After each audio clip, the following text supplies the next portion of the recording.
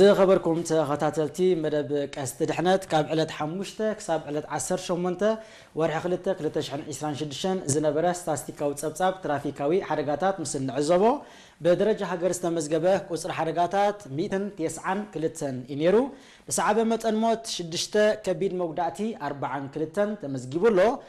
فوكس موغدات دما 76 اب نبرز ورد عنوت كا 592 شحن 250 نقفه زغمت عنوت تمزغيبو تعزيمنا لنا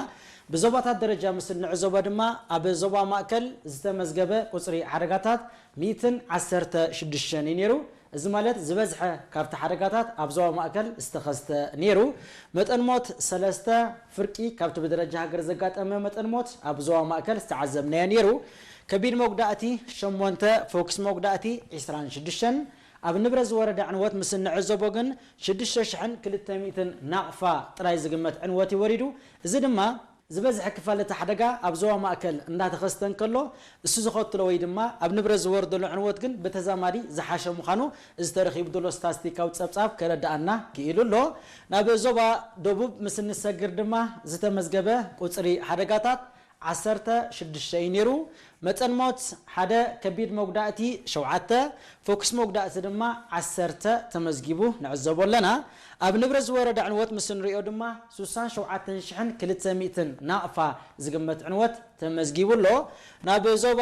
አንሰባ ምስ ነብል ዝተመዝገበ ቁፅሪ ሓደጋታት 20 ነይሩ መጠን ሞት ሓደ ከቢድ መጉዳእቲ 9 ተመዝጊቡሎ ፎክስ መጉዳእቲ 15 ኣብ ንብረት ዝወረደ ዕንወት ከ 266 ናቕፋ ዝግመት ዕንወት ተመዝጊቡ ንዕዘቦ ኣለና ናብ ዞባ ጋሽ ባርካ ምስ ነብል ድማ ዝተመዝገበ ቁፅሪ ሓደጋታት 15 ነይሩ መጠን ሞት ሓደ ከቢድ መጉዳእቲ 13 ፎክስ መጉዳእቲ ድማ 11 ተመዝጊቡሎ ኣብ ንብረት ዝወረደ ዕንወት ምስ ንሪኦ ድማ 98150 ናቕፋ ዝግመት ዕንወት ተመዝጊቡሎ ናብ ዞባ ሰሜናዊ ቀይሕ ባሕሪ ምስ ነብል ድማ ዝተመዝገበ ቁፅሪ ሓደጋታት 24 ነይሩ መጠን ሞት ኣይነበረን ከቢድ መጉዳእቲ 5 ፎክስ መጉዳእቲ ድማ 14 ተመዝጊቡሎ ኣብ ንብረት ዝወረደ ዕንወት ምስ ንዕዘቦ ግና 219400 ናቕፋ ዝግመት ዕንወት ይወሪዱ እዚ ድማ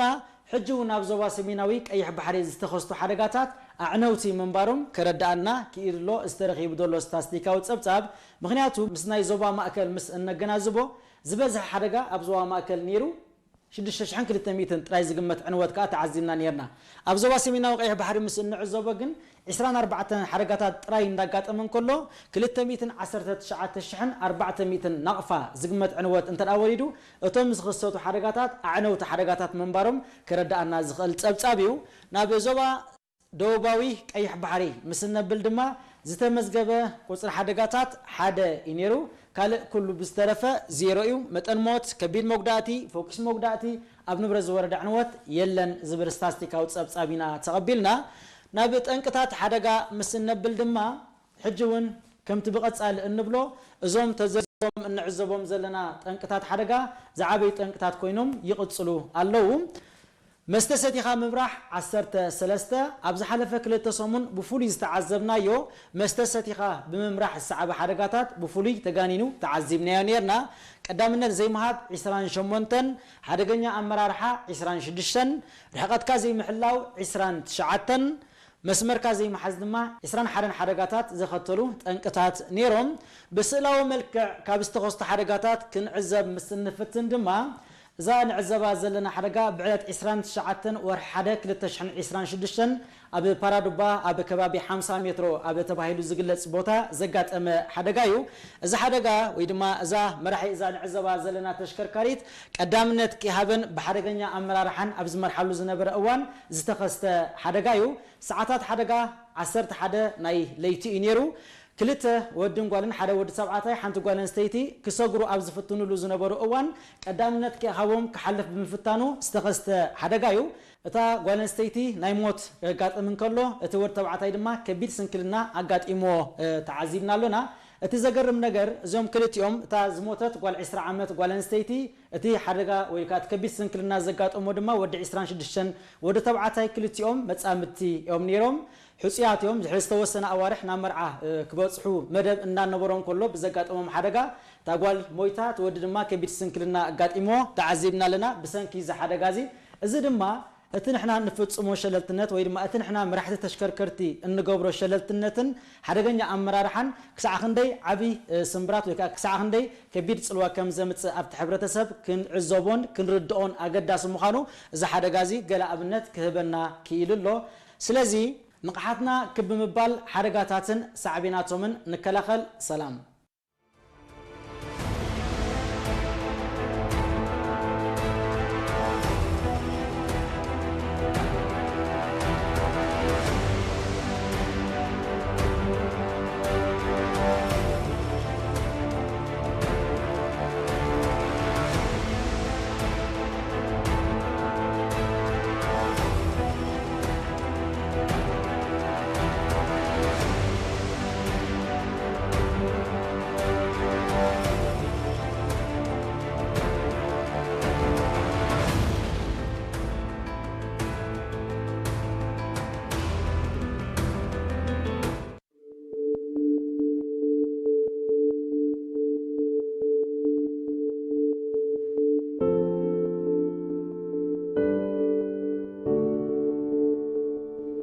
ሓደጋ ኣብ ትራፊካዊ ምንቅስቓስ ብዘጋጥም ጉድለት ዘጋጥም ክስተት እዩ ተጠቀምቲ ጽርግያ ብሓደ ወገን ወይ ድማ ብኽልተ ወገን ጉድለት ምስ ዝፍጸም ድማ እዩ ዘጋጥም ኣብ መዓልታዊ ንጥፈታት ትራፊካዊ ምንቅስቓስ ድማ ዝተፈላለዩ ጠንቅታት ዝመንቀሊኦም ብዝሕዝ ዘለዎም ሓደጋታት ክፍጸሙ ይረኣዩ እዮም ርሕቐትካ ሓሊኻ ብዘይ ምጓዓዝ ወይ ድማ ግቡእ ርሕቐትካ ዘይምሕላው ድማ ኣብ ስታስቲካዊ ጸብጸባት ትራፊካዊ ሓደጋታት ሃገርና ሓደ ካብቶም ዝዓበዩ ጠንቅታት ሓደጋ ኮይኑ ዝቕጽል ዘሎ ጠንቂ እዩ ንምዃኑ ርሕቐትካ ዘይምሕላው ወይ ድማ ግቡእ ርሕቐትካ ምሕላው እንታይ እዩ ርሕቐትካ ምሕላው ክንብል ከለና መኪና ደድሕሪ መኪና ክትከይድ ብሽክለታ ደድሕሪ ብሽክለታ ዓረብያ ፈረስ ከምኡ ደድሕሪ ተኸቲሉ ክከይድ ከሎ ጋብ ፈጢሩ ወይ ከዓኒ ክፍቲ ፈጢሩ ዝኾነ ቅጽበታዊ ሓደጋ ኣብ መንጎ ሓደጋ ምስ ዝፍጠር ሙሉእ ፍሬኖ ናይ መሓዝ ካልእ ዝኾነ ቴክኒካዊ ፀገማት ዘለዋ መኪና እውን ክትከውን ትኽእል ዝኾነ ኣቓልቦ ወይ ኣድህቦ ንክገብር ዕድል መሃብ ማለት እዩ ኩሉ ግዜ ነታ ሓደጋ ኣቐዲሙ ከይመፅእ ኣቐዲምካ ክትከላኸሎ እንድሕር ኮንካ ርሕቐትካ ሓሊኻ ዝኾነ ክትገብሮ ዝግባእካ ነገራት እንዳገበርካ ክትከይድ ዘለካ ሓደ በዓል መኪና ደድሕሪ በዓል መኪና ክኸይድ ከሎ ኣብ መንጎ ክፍቲ ሙሉእ ክህልዎ ክኽእል ኣሎ ምክንያቱ ቅጽበታዊ ነገር ንዘጋጥም ኣብ ቅድሚኡ ቀጥታ ፍሬኖ ሒዙ ጠጠው ክብል ኣብ ሓደጋ ከይኣተወ ጠጠው ንኽብል ማለት እዩ ንጹር እንታይ እዩ ኣብ መንጎ ተን ክልተ መካይን ተመራሪሐን ዝኸዳ ዘለዋ ክሳብ ናይ ሓደ መኪና ዋላ ብሜትሮታት እውን ክሳብ ካብ 5 እስካብ 6-7 ሜትሮ ክፍቲ ክህሉ ኣለዎ ቅጽበታዊ ሓደጋ ንኸድሕን ማለት እዩ ካብ 75 ስጋብ 1.5 ሚሊ ሰከንድ ካብ እግርኻ ሓንጎል ንእግሪ ትእዛዝ ሂቡ ካብ ናይ ነዳዲ ኣካል ናብ ናይ ፍሬኖ ክመፅእ ክንዲዚ ግዜ ይወስድ ይብል ርሕቐትካ ከይሓለኻ እንድሕር ኣለኻ ተርክቦ ዲኻ ነዚ ተርክቦን ኢኻ ምክንያቱ ተጨቃጭቅካ ኢኻ ትኸይድ ዘለኻ ሓንጎልካ ኣብ ካልእ ዓይነት ሓሳብ እዩ ዘሎ ስለዚ ነቲ ሓደጋ ክትፍፅሞ ብል ማለት ይቐልል ማለት እዩ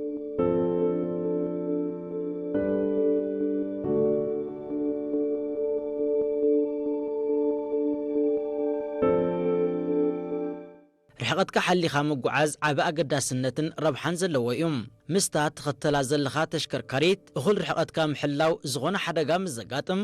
ቁልጥፍን ውሑስን ግብረ መልሲ ክትወስድ ዝሕግዘካ እዩ ኮይኑ ግን ምስ ርሕቐት ምሕላው ተኣሳሲሮም ኣብ ግምት ክኣትዉ ዘለዎም ረቑሒታት ግን ኣለዉ መጀመርያ መኪና ክትዝወር እንድሕር ኮይና ኣብ ጽርግያ ወይ ብሽክለታ ክትዝወር እንድሕር ኮይና ኣብ ጽርግያ ከምኡውን ዓረብያ ፈረስ ክዝወር እንድሕር ኮይኑ ብጽርግያ ብቕዓቱ ዝተሓለወ ክኸውን ኣለዎ ብቕዓት እንድሕር ክንብል ኮይና መጀመርያ ኣውቲሳ ምኩር ኣውቲሳ ድዩ ክንረጋግፅ ክንክእል ኣለና መኪና ሙሉእ ብቕዓት እዩ ዘለዋ ሰባት ኣብ ብሽክለታ ወይ እቲ ዓረብያ ፈረስ ንብሎ ዘለና ንባዕሉ እውን لقام دحر كوينس نخول الزول زملكوتو بت تكنيكاو مجدي لقام الله مكينا لقام الله قبو لقام الله بشكلتا قومو عربة فرسون بسبيات مرح قومو لقام الله بتسبز مرح كايدا مالك هجي إذا نجي مرة معو كنا نتصرخ نكلالنا منادم مكينا وحسنا دا انتايو تكنيكاوي كله زملكتا نتا مكينا زملكت تعيتو كتكون كتكل على أبصر جاك تنقصاص كتعطون دحر كوينا بشكلتهم زي ماس كومو كتكون على عربة فرسكا بفلا أبا عربة فرس انت ياخذ بالدلالة ناي بتبعت محاز ويبوع مخان تسب وهو دول مخان يدلو غين يسمعنا مخنياتو يعمطوهم قولون دحر كوينا يعمطوهم يفنصقوهم أبديت هذه حدقات كا يبصح نمع الماكينات راح يكونن كنبرها له زلنا زقدده زبزح حدقات زبزح زلنا ابزي غزيازي ماكينه مس بشكلتها لازم مس بشكلتها كمان ازي صقيته تاع بالكو تاكيبو مخدو مقدم بغبو ايتقومو رحقتهم ما يحلون رحقت محلاون انكو الماكينات راح يكونن دملكتا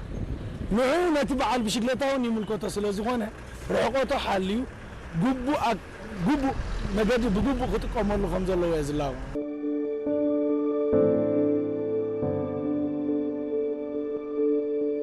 بتوسخون بقعتن كنتاتن سرجام زنابن كنتات أيرنون مسيوم ستتأثر رقحيتات ترميرو زرقنت بيوم نزخل الرقحيتات أبقم تأتيخا مستقعز دمام مسرح ترافيكاوي مكسقاس وحسيقون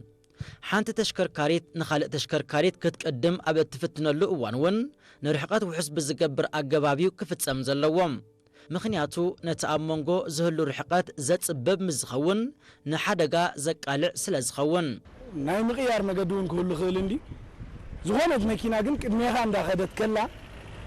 كتريو كتكيل علىكا نابا يخا خطوه أقول ناي ترأينت بوتا علىكا دي أبت تغيروا له بوتا أقول ترأينت علىكا دي الكاون كتحسب كتكيل علىكا لمن دال بغنيت من كسقاس عاق من كسقاس ويترافيك كل خيل إذن دحر ندهل كتقدم وي زغونة أنفت كتكير حسيبكا أبغيجا خات خيد الله سلازي أقدمك أنت يالله إلكا مرحقتك وعز بوعز بزغونة مجدي تتقيمك أنفتك كتكير ويكا كتقدم وانتخيل يخاونكو كتقدم دحر لها أبقدمها من كسقاس دحر لي ناي سابقون مجدي عقارون كو خطان حناي زيبرا خطان حناي وصل نبي يلا نونكو تقدمي هذا لأنك كنا خولات كان دحر لها من تراينت يبلنتو سلازي نعو خطريو كتكيل لحرديك ألكا كتقدم يبلكان ويكا أنفتك كتكير يبلكان أبزي قدمك أمونغو كتأتون دحر كونكا أغول بطا خلو وكالو أبت مونغو أغول بطا انتزي يبلكا كتأتي تخيل نخا مناتو من بغر ميغات متصل مكيناون أب حدا قاقا خطاتو مستابق ميغات متصل لا مكينا قدم يخا بحدا قاقا خطاتو سلازي نزع عينة تزي وحس بزغونة كاب حدا قا سقا كابناي سقات حدا قا نتع بزغونة إيغا كت أتوز لك يزبل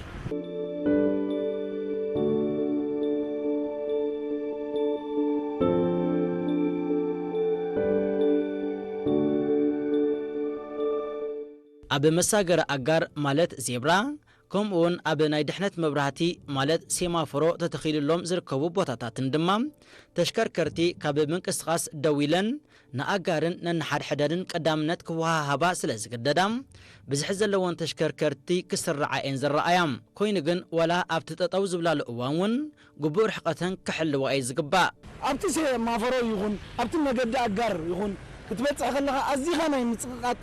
تريتها زريخاني نمنتايو أقدم كاني نحسبه نمنتاي أقدم كاني نحسبه قبل كله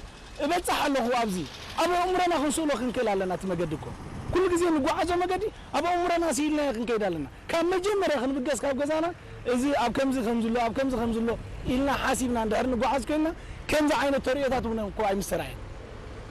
لازم مجد أجارهم سيما فرهم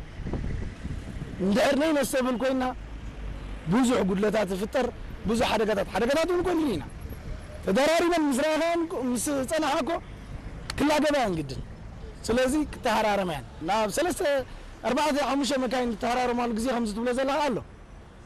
إذا كم داي كم ملو بقعدنا يتن مكاين دايم هلا نبعلون أزيخا من اللقيقاب أزيخا رحقت كازي معلاوي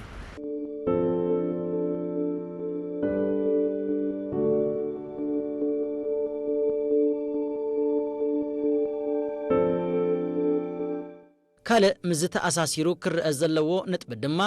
ከቢድ ጽዕነት ዝጸዓና ተሽከርከርቲ ኣብ ዓቐብ ዝድይባሉን ቁልቁለት ዝወርዳሉን እዋን ክህሉ ዘለዎ ውሑስ ርሕቐት እዮም ንውሕስነት ርሕቐት ክንሕሉ ኮይንና ብብናይ ኣብ ዓቐብ ኣብ ቁልቁል ዘለዋ መኻይን እውን ኣዝዩ ካብቲ ኣብ ጎልጎል ዝንቀሳቐሳ መኻይን ኣዝዩ ኣገዳሲ ኮይኑ ዝስማዓኒ ምክንያት ኣብ ዓበይቲ መኻይን ንርአ እዩ ስትራባ ገብራ እንድሕሪ ትምለሳ እንድሕር ለጊድካያ ኣለኻ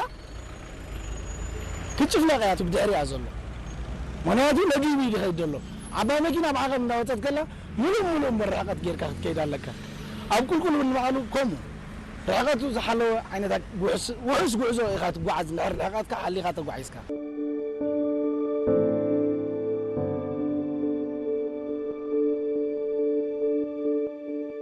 سلازي كابتي جزيكم قطبيلنا رحقاتنا خحلنا أن قعزو قعزوم እቲ ብሰንኪ ግቡእ ርሕቐትና ብዘይ ምሕላውና ዘጋጥም ከበድቲ ሓደጋታት ይዛይድ ስለ ዘሎም